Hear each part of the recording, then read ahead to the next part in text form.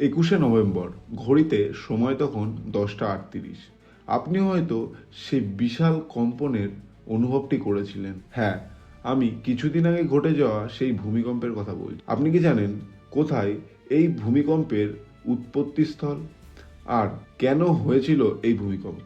বাংলাদেশের নরসিংদী মধুপুর ফোল্ড জোনের কাছে এই ভূমিকম্পর উৎপত্তিস্থল। রিক্টার স্কেলে মাত্রা ছিল 5.7। ভূতত্ত্ববিদের মতে রিভার্স ফল্টিং এই কারণে ভূমিকম্প, অর্থাৎ নিচের প্লেট উপরের দিকে ঠেলে নিয়েছে বা উপরের প্লেট নিচের দিকে দমে গেছে। এই ভূমিকম্পে ঢাকায় ক্ষয়ক্ষতির সংখ্যা খুব বেশি। এটা একটি ইন্টারপ্লেট ইভেন্ট, মানে সীমান্তের নয়, বরং ভারতীয় প্লেটের অভ্যন্তরের কোনো ফল্ট লাইনের চাপ ছাড়ার ফলে ঘটেছে এই ভূমিকম্প। প্রাক্তন ভূতত্ত্ববিদদের মতে এই ফল্ট লাইনে সময়ের সাথে চাপ জমে আছে এবং ভবিষ্যতে এই ভূমিকম্পনের সম্ভাবনা 8 থেকে 9 স্কেল পর্যন্ত যেতে পারে। আজকের কম্পন আমাদের জন্য একটা সতর্কবার্তা হতে পারে, কারণ এমন ফল্ট লাইনে ইতিমধ্যে বিপুল চাপ জমেছে।